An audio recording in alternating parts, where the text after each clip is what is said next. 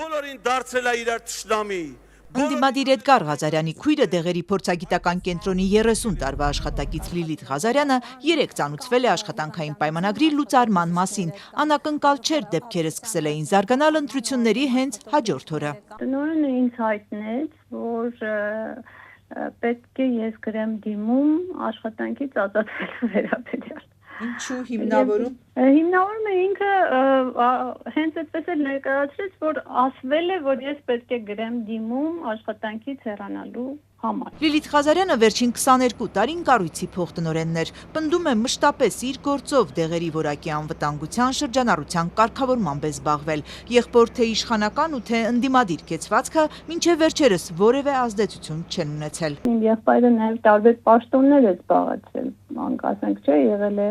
մարզպետ, եղել է դեսպան, բայց դա էլ չի անդրադարձել իմ մասնագիտական գործունեության վրա։ Ես մշտապես եղել եմ իմ տեղում եւ հնարավորինս պատշաճ իրականացրել եմ իմ գործը։ Կենտրոնի տնօրենի դիմում գրելու առաջարկն անմիջապես է մերժել։ Ինչու պիտի գրեի, բացատրում է Ղազարյանը։ Տասնամյակներ շարունակ ոլորտը կարգավորող իրավական ակտերի մեծ մասն ինքն է մշակում։ Կենտրոնը ներկայացնում միջազգային տարբեր կազմակերպություններում։ Ինքնակամ հեռանալ չի համաձայնել, վրա է հասել մեկ այլ լուծում։ Երկու փոխտնօրեններից մեկի հաստիքը կրճատվել է, եւ այդ մեկը ինքն էր։ Այդ հաստիքի կրճատումը չուներ ոչ մի փաստական հիմք, չուներ ոչ մի իրավական հիմք։ Այստեղ էլ Լիլիթ Ղազարյանը ծավալուն հակադարձում է ներկայացրել։ Առողջապահության նախարարությունն է հաստիքացուցակ հաստատում, այս կենտրոնին արդեն հաստատված էր։ Նախադեպ չկա, որ տնօրենը կրճատում անի։ Ինչպես, ինչ ուսումնասիրություն գնահատում է արվել մինչև այս փոփոխությունը։ Եվ ի վերջո, եթե մեկ փոխտնօրեն պիտի մնա, ինչու ոչ ինքը, պնդում է ավելի փորձառու է ու ժամանակին համակարգել է կենտրոնի բոլոր բաժինները։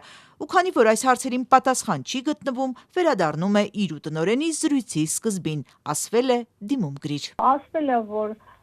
հայտնի պատճառներով, որոնք այդ հայտնի պատճառները ես կարող եմ կապել միայն իր հետ, որտեղ կոնկրետ իմ գործունեության հետ կապված որևէ բաց թողում, որևէ անճշտություն, որևէ ասենք թերացում չի արձանագրվել։ Կենտրոնի տնօրենն Արցախի նախկին առողջապահության նախարար ու այնտեղ վաչագամ բարեպաշտ մեդալով պարգևատրված Արայիկ Բաղարյանն է։ Նա այսօր մեր առաջին զանգին պատասխանեց, բայց արագ անջատեց հեռախոսը, հետո էլ նույն ոճով։ Դա վստահաբար Բաղարյանի որոշումը չի։ Ում որոշումն է, ըստ Ղազարյանի առողջապահության նախարարի։ Ազատությունն Անահիտ Ավանեսյանին հարցրեց, ձեր ցուցումով են կրճատել կենտրոնի փոխտնօրենին։ Լիլիթ Ղազարյանը հանդիսանում է մեր դեղերի փորձագիտական պոակի տնօրենի տեղակալ, եթե չեմ սխալվում, եւ նրա ազատման հետ կապված դիմումը որոշումը ընդունել է ղեկավարը։ Իսկ ինչ վերաբերվում է այդ մանիպուլյացիաներին, եթե դրանք իրականություն լինեին, Լիլիթ Ղազարյանը կազատվեր 5-6 տարի առաջ։ Մի պահ զարմացրեց, որ ինքը դժվարացավ նշելու իմ պաշտոնը, դա ընդամենը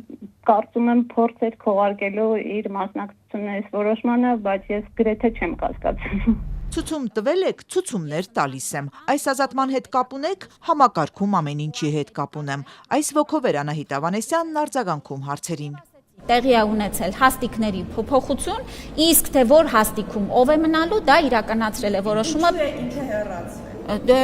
չգիտեմ, հարցրեք։ Նախարարը չի հերքում, որ այս պատմության հետ կապ ունի, բայց լավ կլինի կենտրոնի տնօրենին դիմենք։ Դրա հետ կապված հարցում ուղղակի կպատասխանեն մանրամասների մասով։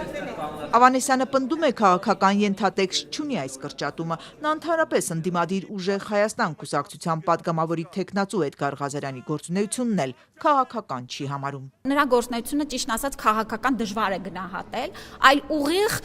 չգիտեմ, չեմ ուզում խորանալ գնահատականներ տալ, դա իր գործն է։ Իսկ ինչպիսի մասնագետ է Լիլիթ Ղազարյանը։ Ես նրա աշխատանքային գնահատման մասով չեմ ուզում ավել բան ասել։ Բայց ոչինչ չեք ասել։ Պատասխանեցի ձեր հարցին, այսքանով բավարարվել։ Լիլիթ Ղազարյանը պատժվում է ամենը եղբոր պատճառով, ինքը դեղգործակալության ամենակոմպետենտ հանձնավորությունը բոլոր որոշումները, որ դեղգործակալությունը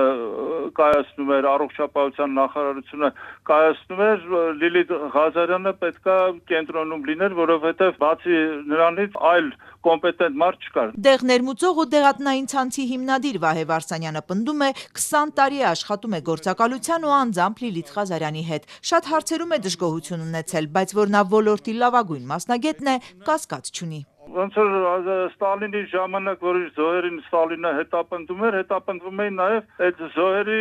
հարազատները, ռեպրեսիվ մարմինները նրանց անվանում էին չլեն սիմվի։ Լիլիթ Ղազարյանը հիմա հետապնդվում է որպես չլեն սիմվի։ Ըստ Վարսանյանի իշխանության այս կամայականությունները նորություն չեն, հիշեցնում է ընդդիմադիրներից Ավետիք Չալաբյանի եղբորներ էին ազատման դիմում պարտադրել։ Նա կենտրոնական բանկում դեպարտամենտի ղեկավար էր։ Այժմ էլ ըստ Վարսանյանի իշխանությունը նորից է մանդատ ստացել ու գործում է ավելի սանձարձակ։ Վարսանյանի կարծիքով հանրությունը պիտի այսպիսի դեպքերին արձագանքի անհանդուրժողականությամբ, նույն կենտրոնի անձնակազմն ինչու է լռում։ Վերցնում են առանց պատճառաբանության անում են իրանց գործընկերոջը, ճիշտ անեն նրանք է պայքարեն, գործադուլ անեն, ընդունենք, ես տենց եմ պատկերացնում։